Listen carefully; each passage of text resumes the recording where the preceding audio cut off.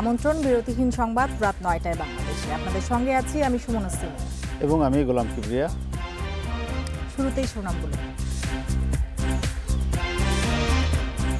সরকারের শুদ্ধি অভিযানে ধীরগতি, সম্রাটদের বিচার বিলম্বে সুফল না মেলার শঙ্কা।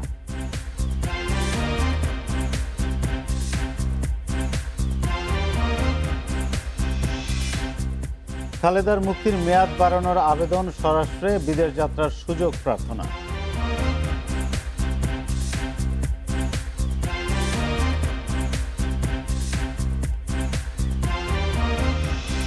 কারাগার থেকে পুলিশের ৩ সাক্ষী র্যাব হেফাজতে, নীলিমা রিসোর্টে জিজ্ঞাসাবাদ।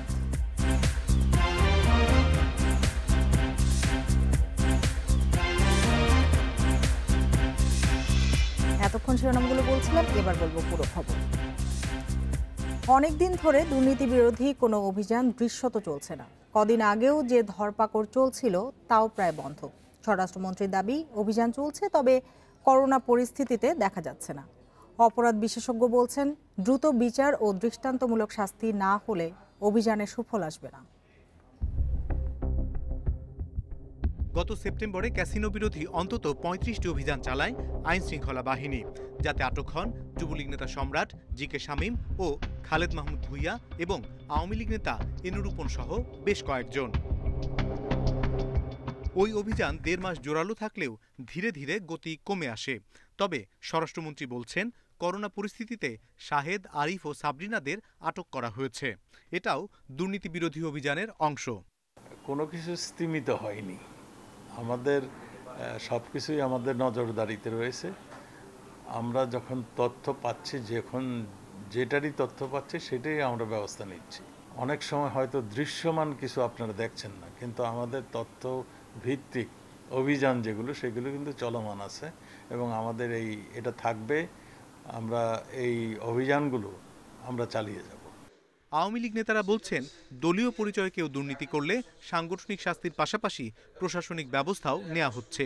যত প্রভাবশালী হোক, কেউ ছাড় পাবে না।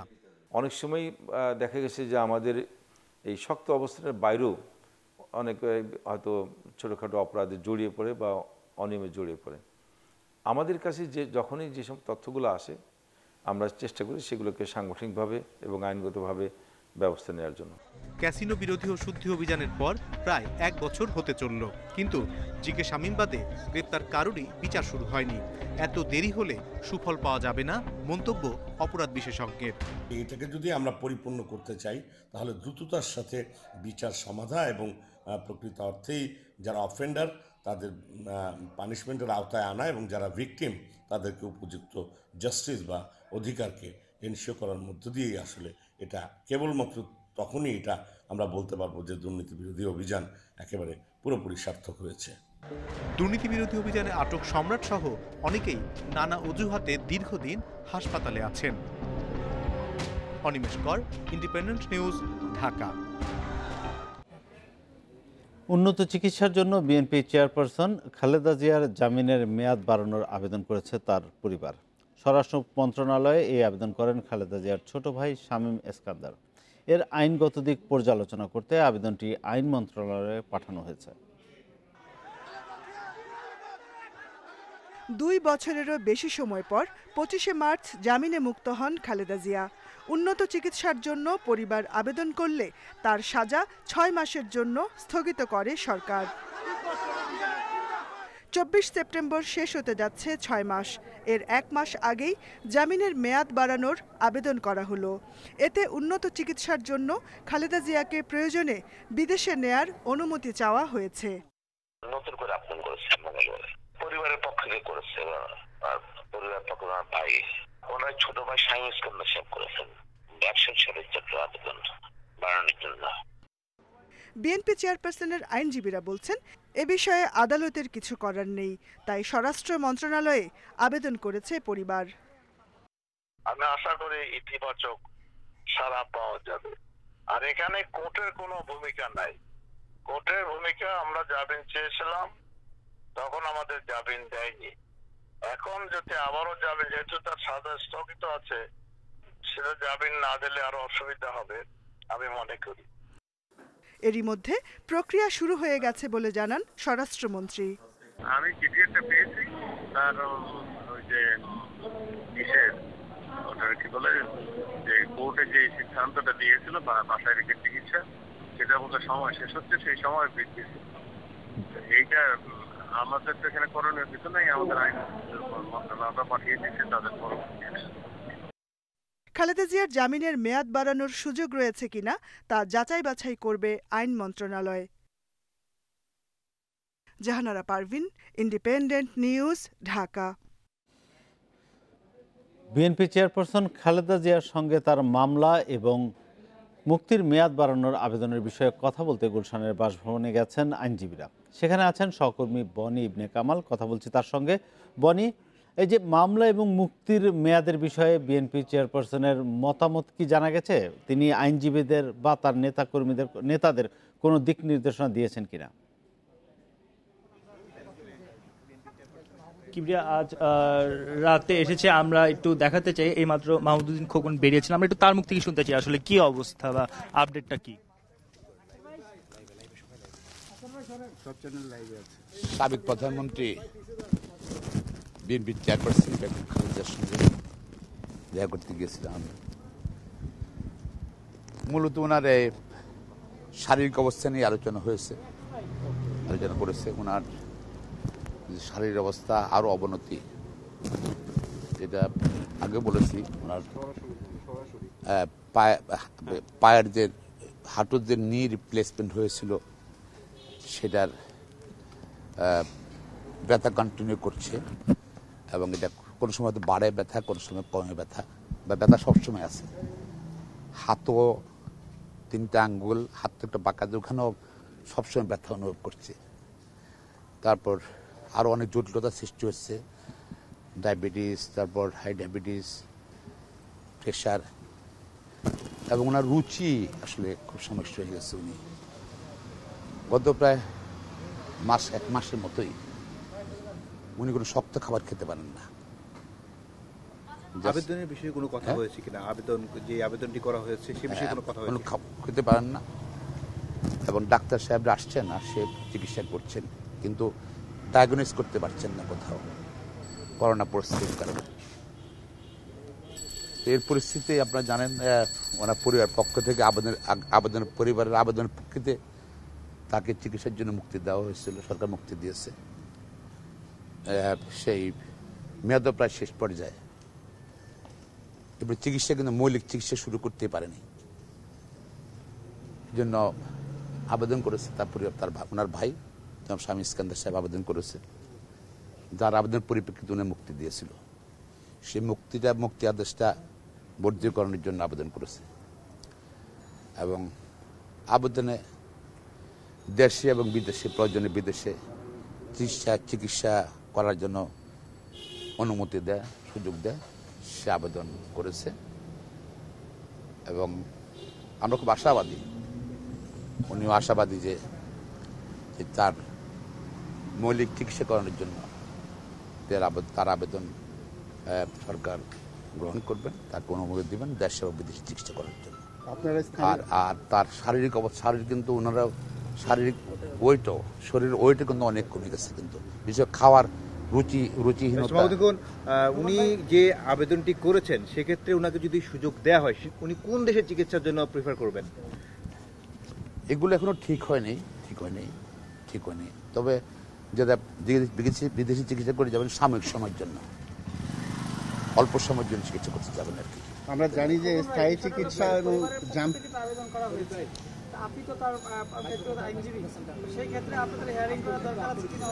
এটা আসলে আদালতের কিছু নাই, বা আইনজীবীদের কোনো কিছু নাই এখানে মধ্যে।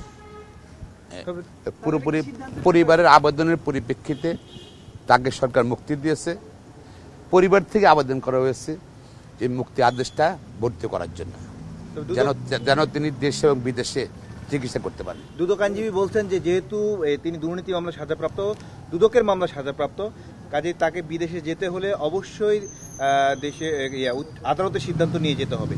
এটাকে আপনি কিভাবে দেখছেন? দুদকের বিজ্ঞ আইনজীবী যে কথা বলেছেন, আমি মনে করি এটা অপ্রাসঙ্গিক। এটা কোনো রিলেভেন্ট না। কেন কেন মনে করছেন?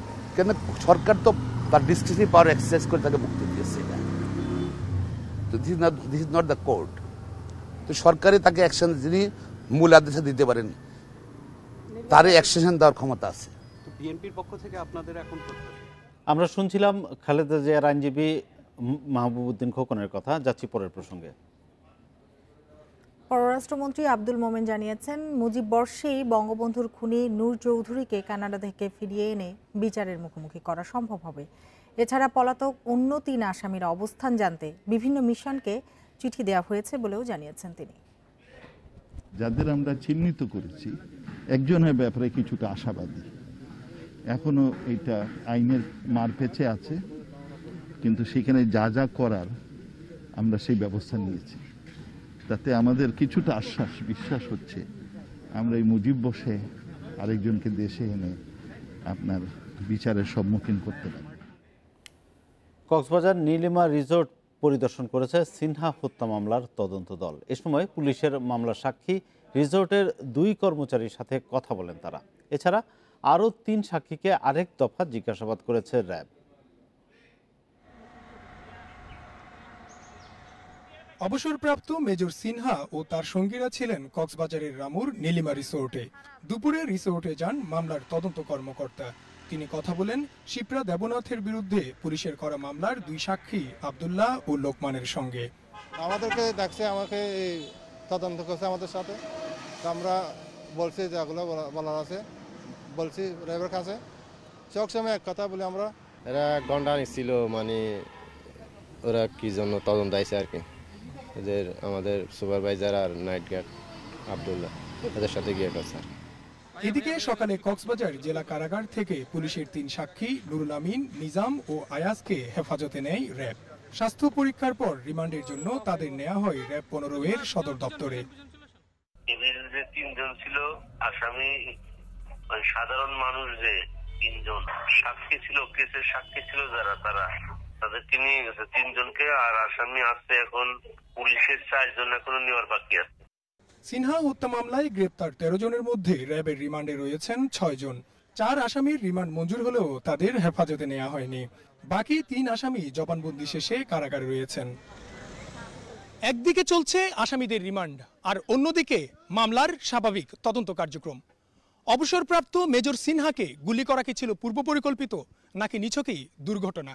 এ প্রশ্নের জবাবে তদন্ত কর্মকর্তা বলছেন এখনো সময় হয়নি উপসংহার টানার। Iftekhar Faisal, independent news, Cox's Bazar. Salimullah medical থেকে পালানোর 10 ঘন্টা পর গ্রেপ্তার হয়েছে আসামি মিন্টু মিয়া। দুপুরে পুরান ঢাকার বাবুবাজার ব্রিজ এলাকা থেকে তাকে গ্রেপ্তার করা হয়। এই ঘটনায় দায়িত্বে থাকা 3 কারারক্ষীকে সাময়িক বরখাস্ত করেছে কারা কর্তৃপক্ষ। এর আগে সকালে এ ঘটনায় মিন্টু মিয়ার বিরুদ্ধে রাজধানীর কোতোয়ালি থানায় মামলা করে কারা কর্তৃপক্ষ। গাজীপুরের কাশিমপুর কারাগার থেকে পালানোর 20 দিনের মাথায় আবারও কয়েদি পালানোর ঘটনা ঘটল। এবার রাজধানীর মিটফোর্ড হাসপাতালে চিকিৎসাধীন অবস্থায় পালিয়ে যায় কয়েদি মিন্টু মিয়া। প্রত্যক্ষদর্শীরা জানায় রাত 4টার দিকে হাতকড়া পরা অবস্থায় পালিয়ে যান মিন্টু। সে সময় দায়িত্বে থাকা কারারক্ষীরা ঘুমিয়েছিলেন বলেও অভিযোগ পাওয়া গেছে।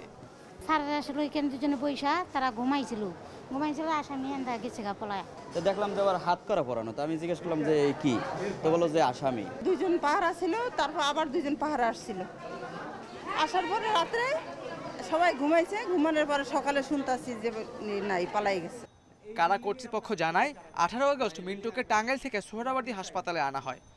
সেখান থেকে 22 আগস্ট নেওয়া হয় কেরানীগঞ্জ কেন্দ্রীয় কারাগারে। শুক্রবার আবারও তাকে সলিমুল্লাহ মেডিকেলে ভর্তি করা হয়। সেখান থেকে পালিয়ে যান মিন্টু। টাঙ্গাইল থেকে আসলে ট্রিটমেন্টের জন্য সে আর কি। আচ্ছা, ছিল দায়িত্বরত যে কারারক্ষী আছে তিনজন আমাদেরকে সাসপেন্ড করছে আর কি। আচ্ছা আচ্ছা। পালানোর 10 ঘন্টা পর আবারও গ্রেপ্তার হন মিন্টু মিয়া। সিনিয়র জেল সুপার জানিয়েছেন সে মাদক মামলার আসামি ও মানসিক ভারসাম্যহীন। Khaled Raihan, independent news, Dhaka. শর্ত সাপেক্ষে 1 সেপ্টেম্বর থেকে গণপরিবহনে করোনাকালের আগের ভাড়া কার্যকর হবে।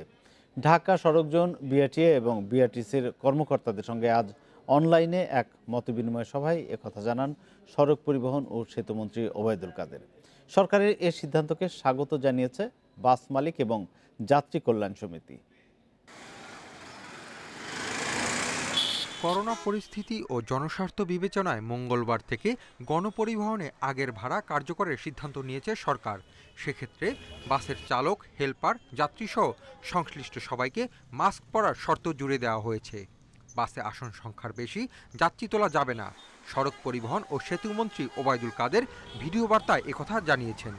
আগামী 1 সেপ্টেম্বর হতে গণপরিবহনের আগের নির্ধারিত ভাড়ায় ফিরে যাওয়ার সিদ্ধান্ত নিয়েছে। সড়কমন্ত্রী আরও জানান, স্বাস্থ্যবিধি মেনে গাড়ি চালানোর পাশাপাশি যাত্রার শুরু ও শেষে যানবাহনকে জীবাণুমুক্ত করতে হবে। নির্দেশনা অমান্যকারীদের বিরুদ্ধে কঠোর ব্যবস্থা নিতে বিআরটিএ-কে নির্দেশনা দেওয়া হয়েছে। কঠোরভাবে নিয়ম মানার বিষয়টি সরকারি নির্দেশনা সকলকে বিজ্ঞপ্তি আকারে জানানোর পাশাপাশি আইন অমান্যকারী যানবাহনের বিরুদ্ধে নিয়মিত কার্যক্রম জোরদারে বিআরটিএ-কে প্রয়োজনীয় নির্দেশনা দিচ্ছি। সরকারের এই সিদ্ধান্তকে ইতিবাচক বলছে যাত্রী কল্যাণ ও বাস মালিক সমিতি। তবে করোনার স্বাস্থ্যবিধি বাস্তবায়নে সংশ্লিষ্ট সবার নজরদারি আরও বাড়ানোর তাগিদ যাত্রী কল্যাণ সমিতির। আর স্বাস্থ্যবিধি মেনে চলতে যাত্রীদের প্রতি আহ্বান জানিয়েছে বাস মালিক সমিতি। এখন যে সমস্ত শর্তাবলী তারা আরোপ করছে সেই শর্তগুলো মানবে এমনটি কিন্তু আমরা মনে করতে পারি না। আমরা তাই মনে করি গণপরিবহনকে আগের ভাড়ায় ফিরানোর আগেই সরকারের কঠোর নজরদারি প্রয়োজন। হ্যান্ড স্যানিটাইজেশন থাকবে, স্প্রে করা হবে, তারপরে মাস্ক থাকবে যাত্রীদের। এগুলো আমরা আমাদের স্টাফদেরকে ওই রকম সচেতনতা বৃদ্ধি করব। এইভাবে নিয়ে যেভাবে করা যায়। তবে কথা হলো আগের অবস্থা ফিরে যাব, ভাড়াটা গভর্নমেন্টের নির্ধারিত ভাড়া ওইটাই সবাই এলাকা যাত্রীদের থেকে আদায় করবে এবং যাত্রীরা এইভাবে চলাফেরা করবে। করোনা সংক্রমণ নিয়ন্ত্রণে গত 24 মার্চ সারা দেশে বাস চলাচল বন্ধ করে সরকার। পরে 1 জুন থেকে শর্ত সাপেক্ষে বাস ও মিনিবাসের ভাড়া 60% বাড়িয়ে চলাচলের অনুমতি দেওয়া হয়। Hasib Mahmud Shah, independent news, Dhaka. সিলেটের গোলাপগঞ্জে বাস ও সিএনজি অটোরিকশা সংঘর্ষে 5 জনের মৃত্যু হয়েছে। তাদের 2 জন একই পরিবারের। নিহতরা সবাই ছিলেন অটোরিকশায়। নিহত 3 জনের পরিচয় মিললেও বাকি 2 জনের নাম ঠিকানা এখনো জানা যায়নি। শনিবার সকাল 10টায় গোলাপগঞ্জের চৌঘুরী এলাকায় বড়লেখাগামী বাসের সঙ্গে সিলেটগামী সিএনজি চালিত অটোরিকশার মুখোমুখি সংঘর্ষ হয়। এতে ঘটনাস্থলেই 3 জনের মৃত্যু হয়। পুলিশ ও ফায়ার সার্ভিস কর্মীরা আরও 2 জনকে উদ্ধার করে ওসমানী মেডিকেল কলেজে পাঠালে চিকিৎসাধীন অবস্থায় তারাও মারা যান। নিহত 3 জনের মধ্যে লাল মিয়া এবং জাকারিয়া আহমদ আপন চাচাতো ভাই। তাদের বাড়ি উপজেলার লরিফোর এলাকায় এবং 40 বছর বয়সী বাহারুদ্দিনের বাড়ি ফাজিলপুরে। প্রত্যেক মানুষে কি ফোন করিয়া কইছে আপনার বড় ভাই লেখা মোবাইলও যে বড় ভাই লেখা ওই নম্বরে তারা আমার ফোন করছে। ফোন করে আমি খবর দিয়েছি আমার ভাই ইন্টারে। হাসপাতালে নেওয়া 2 জনের মাথা ফেটে অতিরিক্ত রক্তক্ষরণে মারা গেছে বলে জানান চিকিৎসক। ওনারা 2 জনই হেড ইঞ্জুরি নিয়ে এসেছিলেন এবং তাদের হেড, নাক, মুখ দিয়ে এবং মাথা দিয়ে রক্ত পড়ছিল খুব। আমরা আপ্রাণ চেষ্টা করেও তাদেরকে বাঁচাতে পারিনি। পুলিশ জানায় ঘটনার পর বাসটি জব্দ করা হলেও চালক পালিয়েছে। তাকে আটকের চেষ্টা চলছে। বড়লেখাগামী বাস সিলেট থেকে যাচ্ছিল আর অপর দিক থেকে সিএনজি আসছিল। মুখোমুখি সংঘর্ষ, নাম পরিচয় পাওয়া যায় নাই, আননোন। আমরা চেষ্টা করছি। নিহতদের মরদেহ ময়নাতদন্তের জন্য ওসমানী মেডিকেল কলেজ হাসপাতালের মর্গে পাঠিয়েছে পুলিশ। মাধব কর্মকার, ইন্ডিপেন্ডেন্ট নিউজ, সিলেট।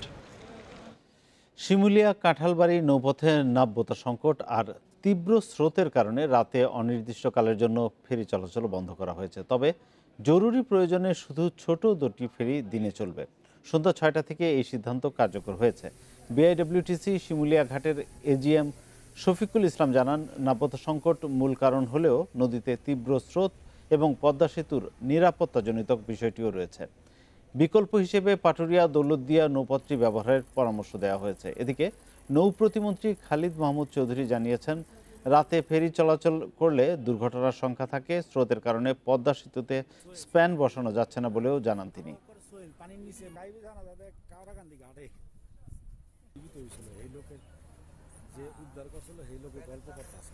গতকালকেও একটি ফেরি অতিরিক্ত স্রোতের কারণে, প্রবল স্রোতের কারণে চড়ে গিয়ে আটকে গেছে, তাকে ধরে রাখা সম্ভব হয়নি। কাজে আমরা আশঙ্কা করছি যে রাত্রেবেলা যদি এই যান চলাচল মানে চালু থাকে, ফেরি চলাচল যদি চালু থাকে, তাহলে যে কোনো মুহূর্তে এই একটা বিপদ ঘটতে পারে। কাজে আমরা মনে করি যে আমাদের এই দুর্ভোগের থেকে পদ্মা সেতুর নিরাপত্তা সবথেকে বিষয়।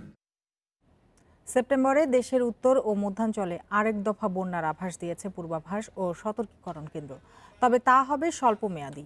এদিকে আবহাওয়া অধিদপ্তর জানিয়েছে, মৌসুমি বায়ু সক্রিয় থাকায় বৃষ্টির কারণে বাড়বে নদ নদীর পানি, তাই নদী বন্দরে ১ নম্বর সতর্কতা চলছে।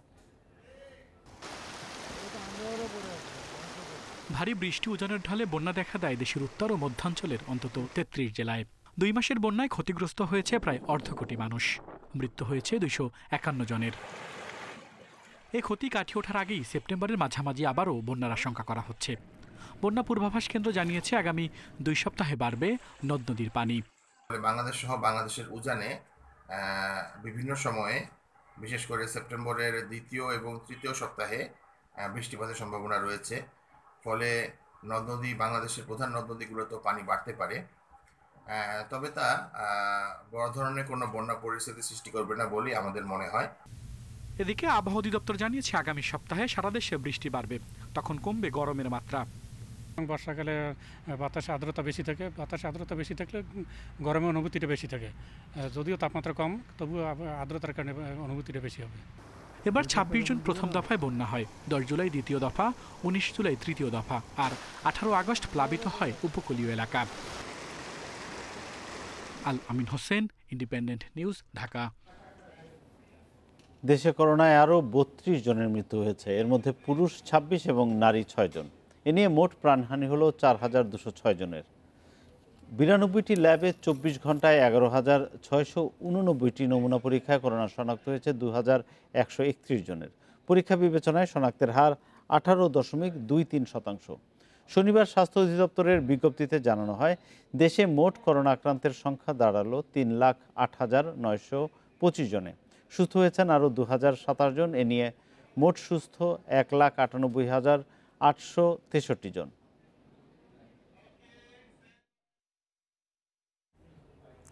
RT-PCR করোনা নমুনা পরীক্ষা সময় উপযোগী হলেও সামান্য ভুলে রিপোর্টে গড়মিলের আশঙ্কা রয়েছে বলে মনে করেন BSMMU এর সাবেক উপাচার্য অধ্যাপক ডাক্তার নজরুল ইসলাম।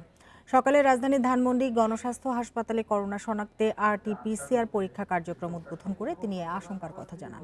করোনা নমুনা পরীক্ষায় নিয়োজিত কর্মীদের সবসময় সতর্ক থাকারও পরামর্শ দেন ডাক্তার নজরুল ইসলাম। পরে গণস্বাস্থ্য হাসপাতালের পক্ষ থেকে জানানো হয়, নতুন RT-PCR পরীক্ষাগারে প্রতিদিন এক শিফটে ১৫০ নমুনা পরীক্ষা করা যাবে। খরচ পড়বে ৩,০০০ টাকা। বেলা ১১টার মধ্যে নমুনা দিলে রাত ৮টার মধ্যে ফল জানা যাবে। কোভিড টেস্টের পাশাপাশি গণস্বাস্থ্যের এ ল্যাবে গবেষণা করা যাবে বলেও জানায় কর্তৃপক্ষ।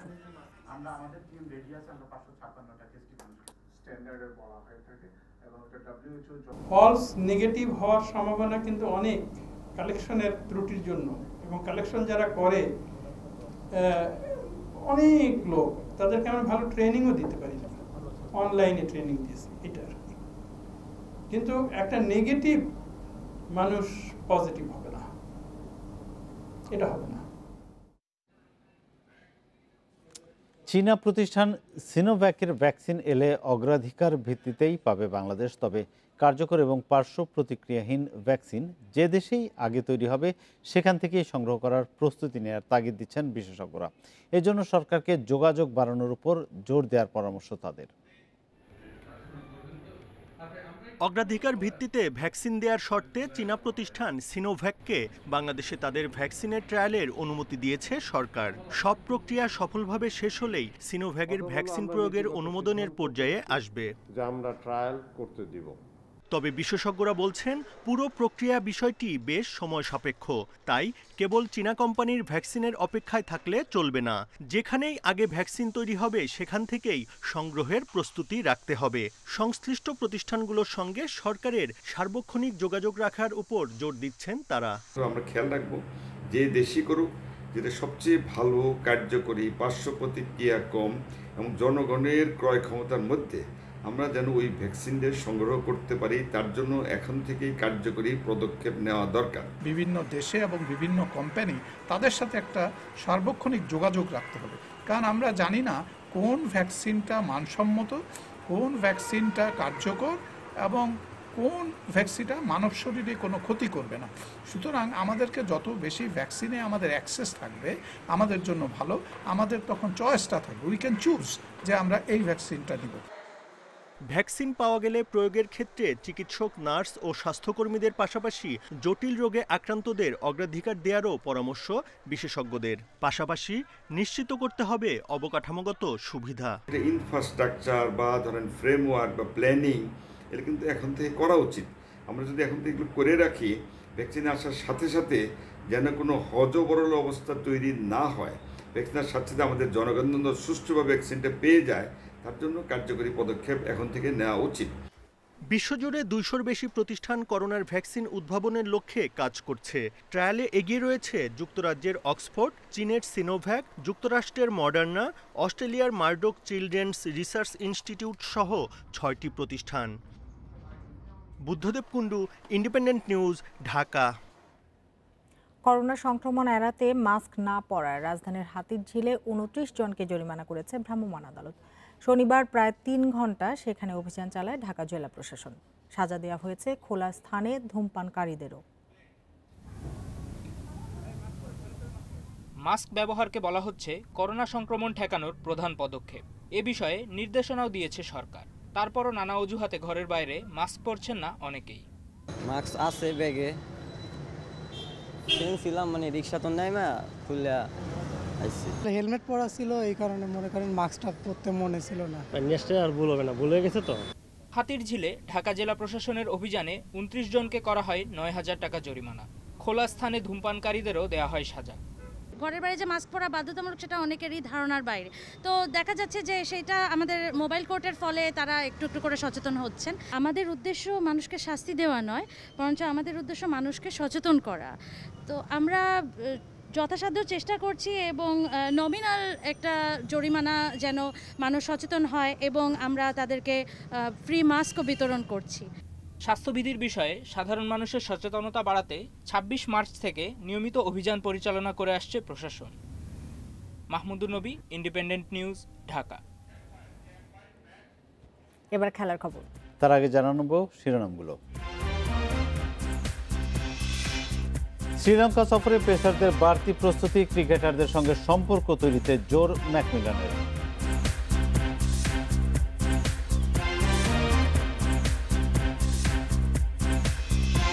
এএফসি কাপে শঙ্কার পরও তৈরি থাকতে চায় বসুন্ধরা। কলিন্দার্সের পর কিংস ছাড়ছেন বারকোস।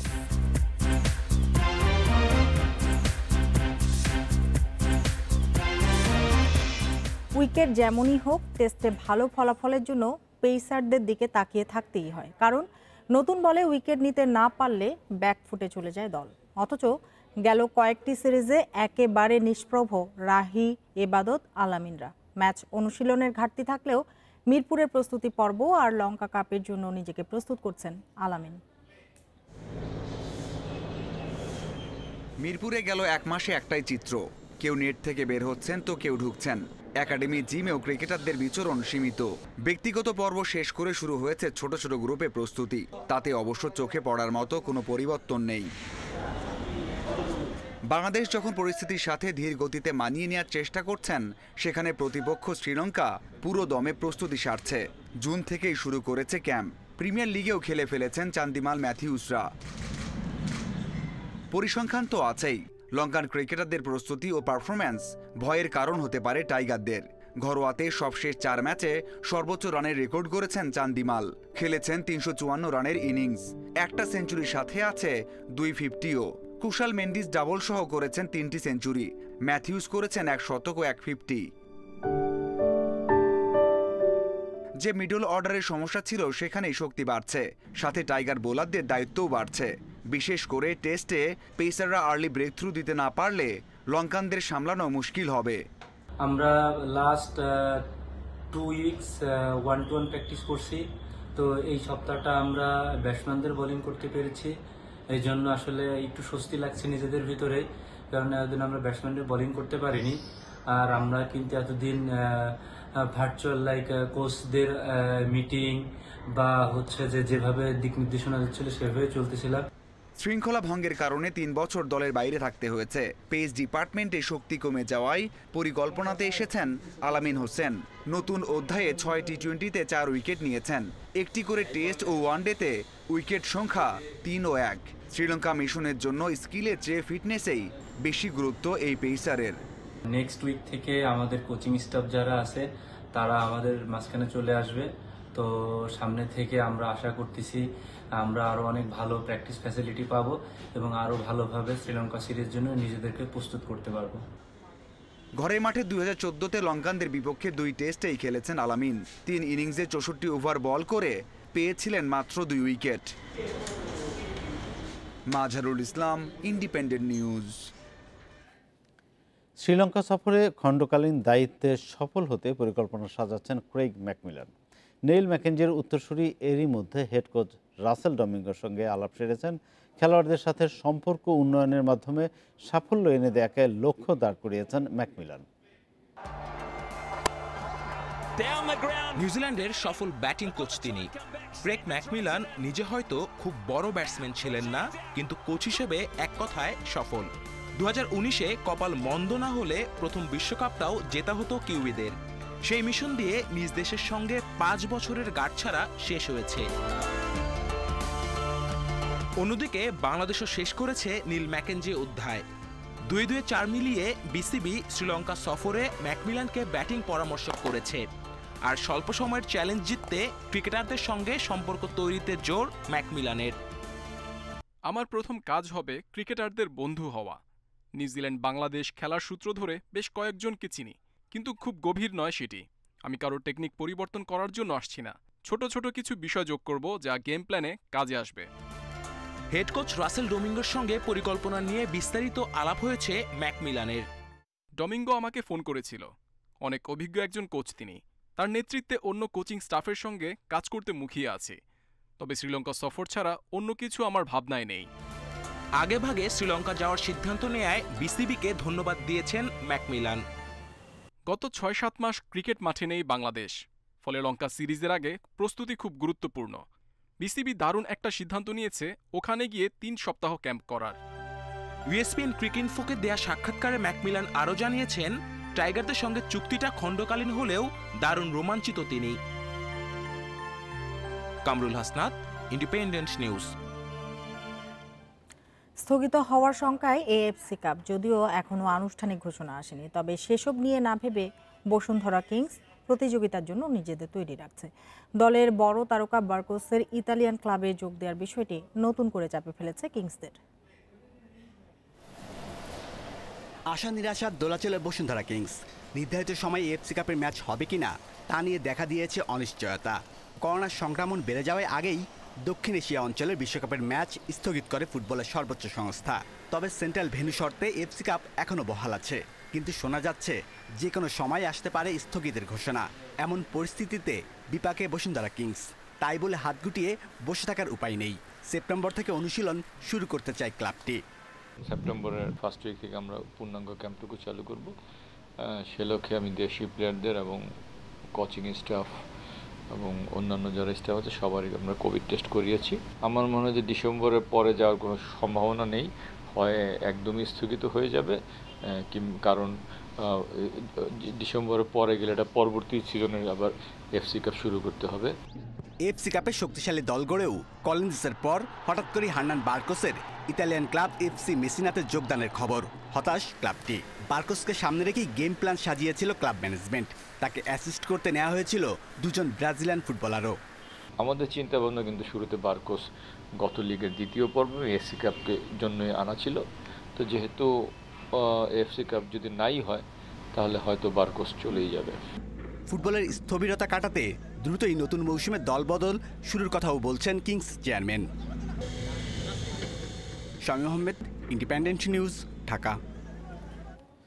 মেসির বার্সেলোনা ছাড়ার সিদ্ধান্তে জল ঘোলা হচ্ছেই। বাড়ছে ট্রান্সফার জটিলতা। এই পরিস্থিতিতে আলোচনার প্রস্তাব দিয়েছিলেন আর্জেন্টাইন ফরওয়ার্ড নিজেই। তবে সেই প্রস্তাব